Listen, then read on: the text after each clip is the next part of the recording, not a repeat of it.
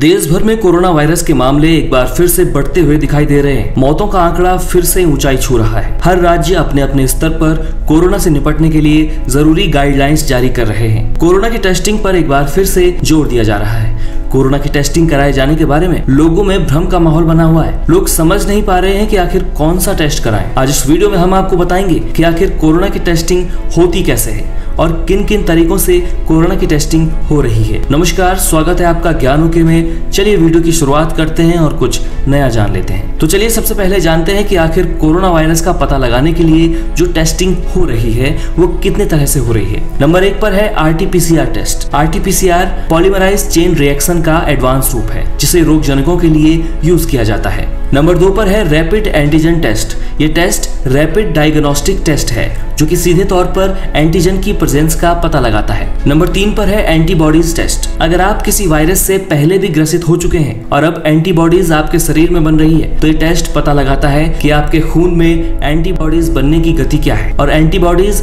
बन भी रही है या नहीं। इन तीनों ही टेस्ट को 2 टाइप्स में बांटा गया है। पहला है डायग्नोस्टिक और दूसरा है सर्विलांस। डायग्नोस्टिक टेस्ट में वे टेस्ट शामिल होते हैं जिनमें समय रहते ही कोरोना से ग्रसित मरीज का इलाज किया जा सके अथवा इलाज हो सकने की कोई संभावना हो। इस टाइप के टेस्ट में RT-PCR और रैपिड एंटीजन टेस्ट शामिल है। दूसरा है सर्विलांस। इस टाइप के टेस्ट में कोरोना से ठीक हुए मरीजों की संख्या और कोरोना से ग्रस्त मरीजों की संख्या का पता लगाया जाता है। साथ ही पता लगाया जाता है कि उस मरीज की रिकवरी रेट क्या है, एंटीबॉडीज बन रही है या नहीं, एंटीबॉडीज बनने की स्पीड कैसी है। ये टेस्ट सर्विलांस बेस्ड होता है। इन प्रकार के टेस्ट से देश और दुनिया की भविष्य की नीतियां निर्धारित होती हैं। कोरोना से निपटने के लिए जरूरी टेस्ट में RT-PCR और रैपिड एंटीजन शामिल है। इन टेस्ट में नाक के कण और थूक के सैंपल एक छोटी सी स्टिक नुमा उपकरण स्वैब स्टिक के जरिए लिए जाते हैं। गले में स्वैब स्टिक को गले के ओरोफेरिंक्स भाग में डाला जाता है जबकि नाक में मिडिल टर्बिनेट भाग में डाला जाता है और लगभग 5 से 10 सेकंड तक घुमाया जाता है ताकि अच्छे से सैंपल कलेक्ट किया जा सके।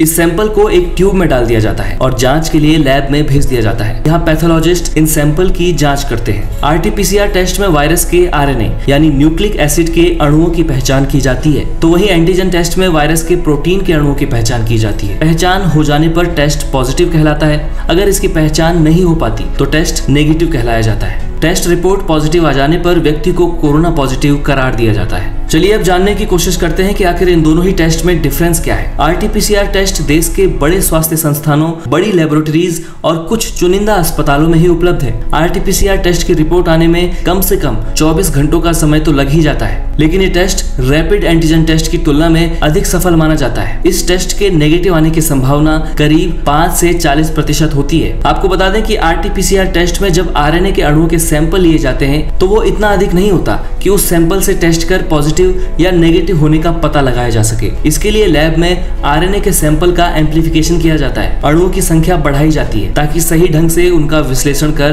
पता लगाया जा सके। RNA के अणुओं के एम्प्लीफिकेशन के इस प्रोसेस में करीब 3 से 5 घंटे का समय लग जाता है। RT-PCR टेस्ट में आने वाला खर्च लगभग 2000 से 5000 रुपए तक का होता है, लेकिन सरकार ने इस टेस्ट का शुल्क अब काफी कम कर दिया है। कहीं कहीं तो ये टेस्ट अब बिल्कुल मुफ्त होता है।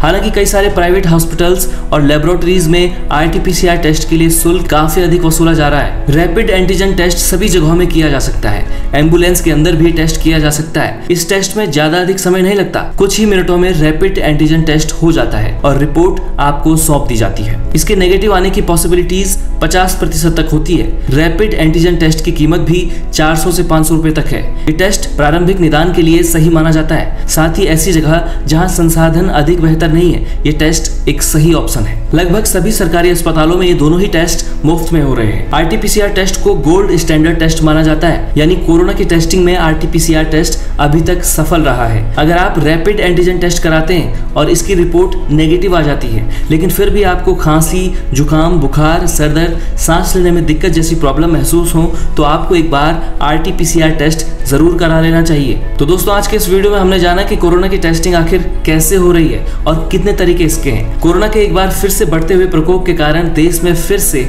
हलचल मची हुई है। ऐसे समय में खुद को भी सुरक्षित रखें और अपनों को भी। जल्द हाजिर होंगे एक और नए ज्ञान के साथ। सब्सक्राइब करें ज्ञान ओके को। नमस्कार।